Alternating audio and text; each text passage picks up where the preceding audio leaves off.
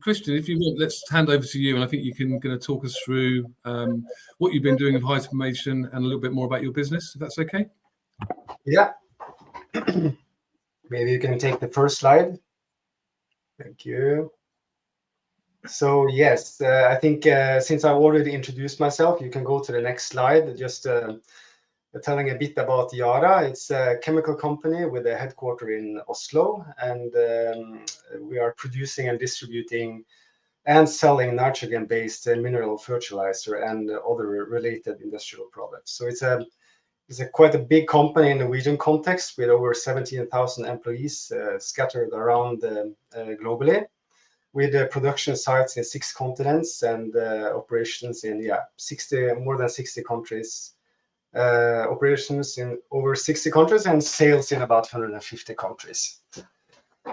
So next slide, please. So this is one of our processes that we have. We have currently around, I think it's around 80 processes in our robotic environment, and this is the first one that we.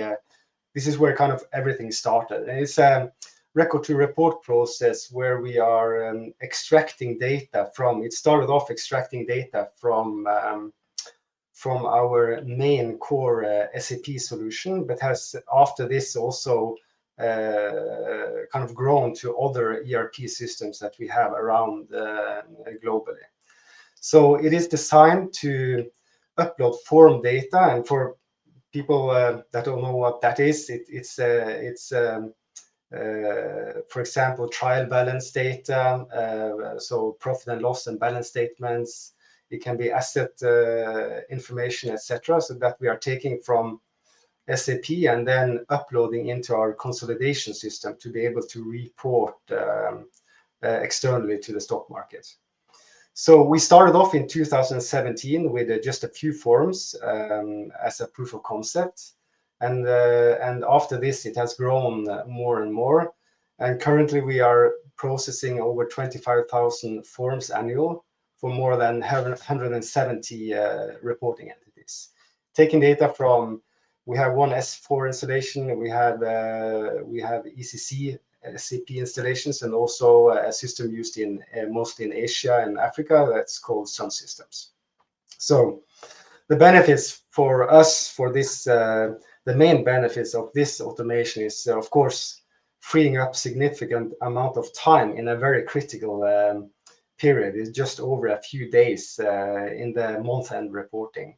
So allowing the people that are working with the month-end reporting to focus on more value-adding tasks, and instead of punching the data into the system, they can use this time then to validate and verify that everything is as it should be. Another, of course, significant benefit is the quality of the data, because a robot is capable of delving deeper into the data and provide more accurate figures for the reporting. And not at least also the last one here is the standardization, so that we are ensuring that everybody is reporting and using the same approach when they are reporting the data, so that we are comparing apples against apples, so to speak. So an example can be, for example, some of these forms takes a lot of time to do manual, and some are easier. For example, a trial balance could take maybe 15 to 20 minutes if the person was to do it manually. But other, like inventory reporting that we have, can take 4 or 5 hours to complete manually for one company code. Yeah, next slide, please.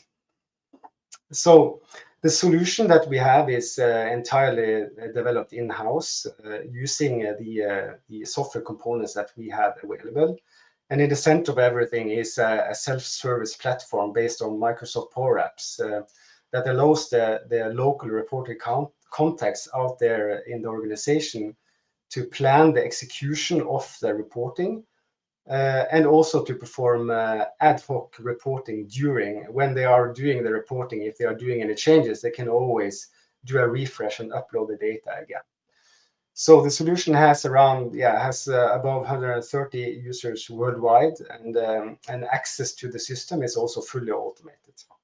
So you see on the right here, you see maybe it's a bit small, but down to the right there is just a snapshot of the Power application that local reporting contacts are using. Yes, next slide, please. So this is just an example flow when we are in the month-end reporting, and a local reporting contact, for example, have done some changes that affects the trial balance, for example. Then they can, in the Power App, click a button to perform a new upload. And then this data is then saved in SharePoint lists, and we are using then Azure Logic Apps to trigger the C2 connector. C2 will then kickstart an ATQ process in Blue Prism, which then will start up Alteryx, which we are using for ETL, so extract, transform, and load. Taking the data from the SAP databases, churning it, and then creating both for our BI room, creating a detailed transactional level reports for the local reporting context to use. And then also, in addition, it creates the the data, the aggregated data that is then uploaded into our consolidation system, so that the local reporting contexts are able to then use the BI room reports to drill all the way from the aggregated, very aggregated figures that we are reporting in our consolidation system down to the transactional level data in SAP. Yeah. That's all the components, and that's actually all what I had. We don't have that much time, so yeah. Anything right now, or should we take the questions in the end?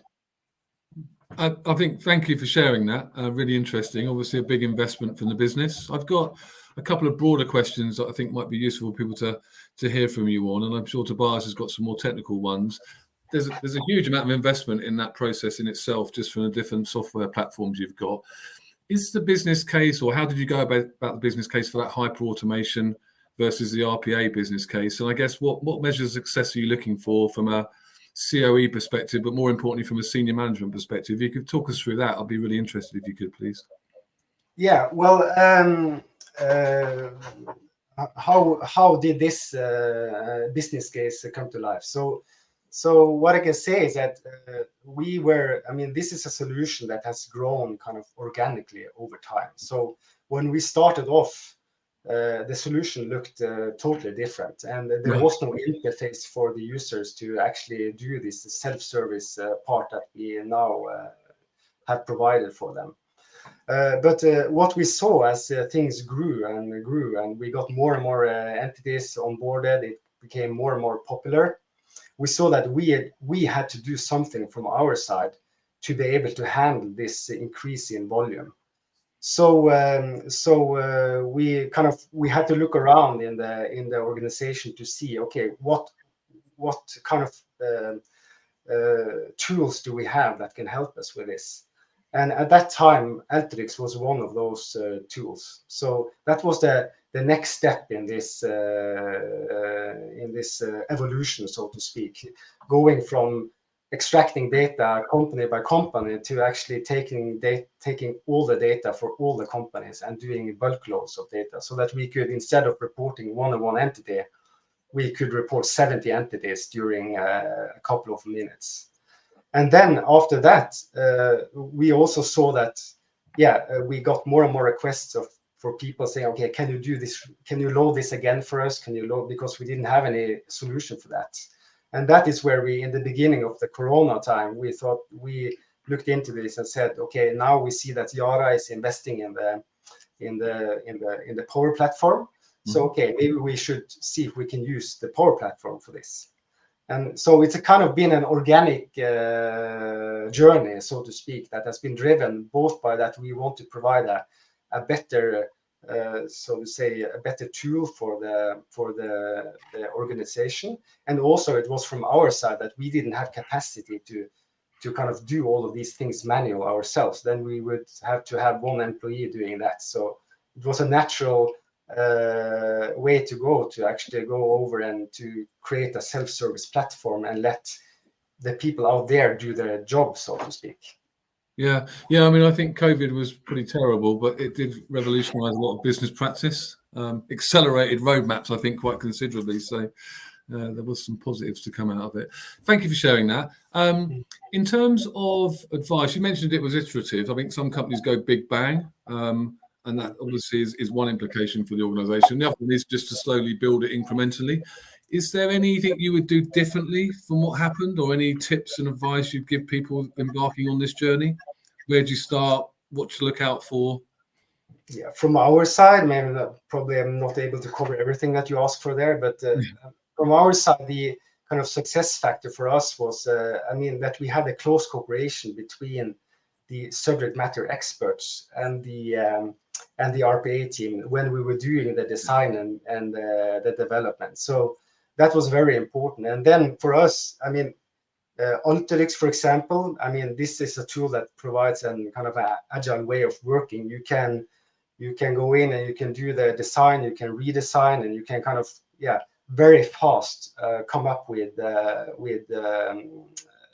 solutions in a different way of doing it than in a traditional way of kind of working with development. So that's kind of my 2 points on that one.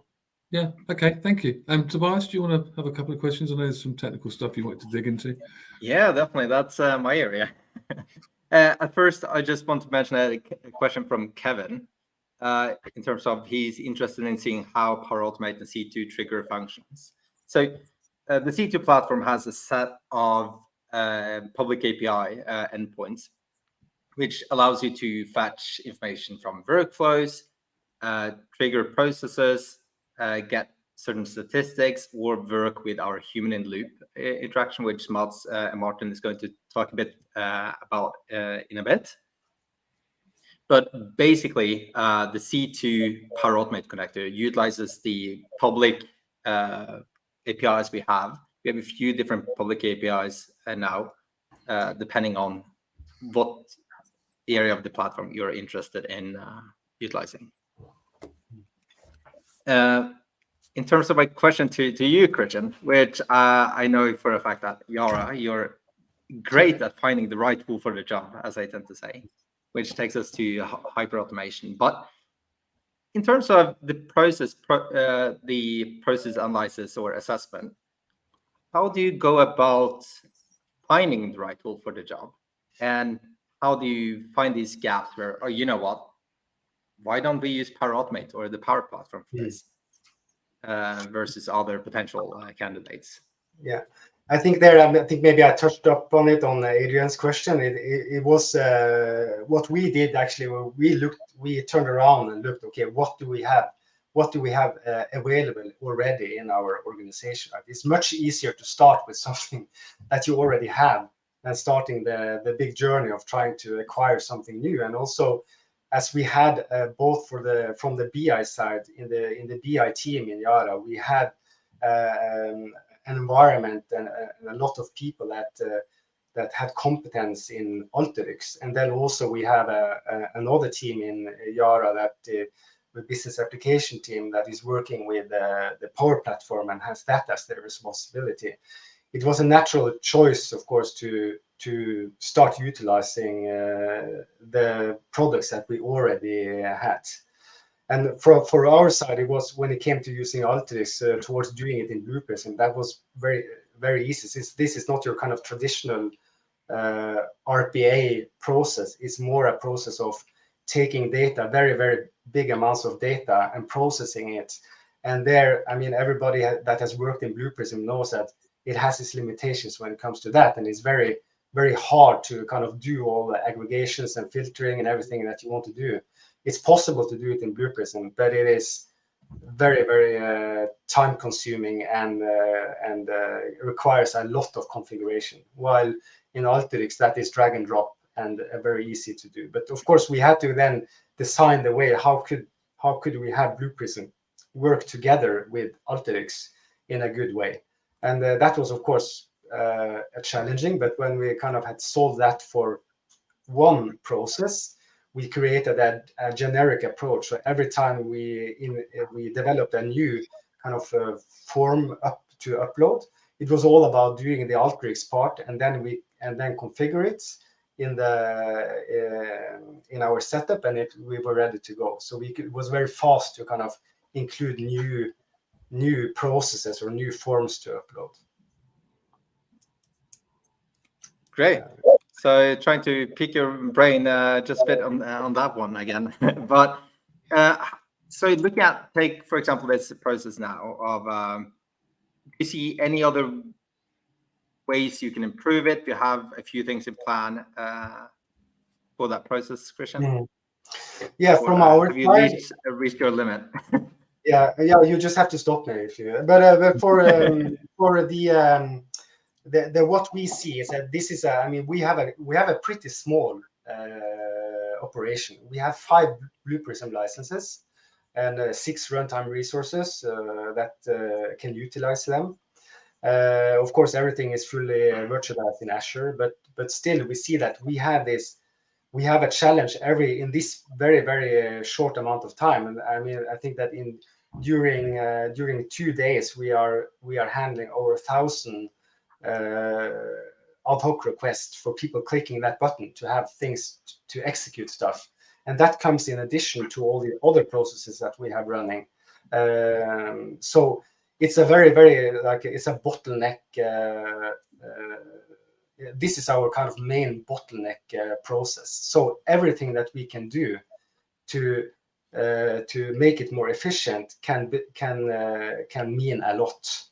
So what we have done a lot already, bulking jobs, doing a lot of stuff to kind of make it as smooth as possible. But we still see that in some times in the day, during in the morning of the second working day, and in 3-4 o'clock, when people are really hitting the buttons and there is a lot of things happening, we see that there is the time that they have to expect that it takes some time before we do the upload.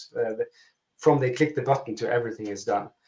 We see that, I mean, to be able to kind of now to take it to the next step, for us, we are waiting impatiently for the C2 universal queues. Being able to kind of infuse these requests from the user directly into a work queue. Doing that, kind of getting that done in the beginning of our process, then we will be able to bulk things later in the process, so that it will have a dramatic effect on the efficiency of everything. So we are waiting for that, hoping that we can do that instead of buying new Blue Prism licenses.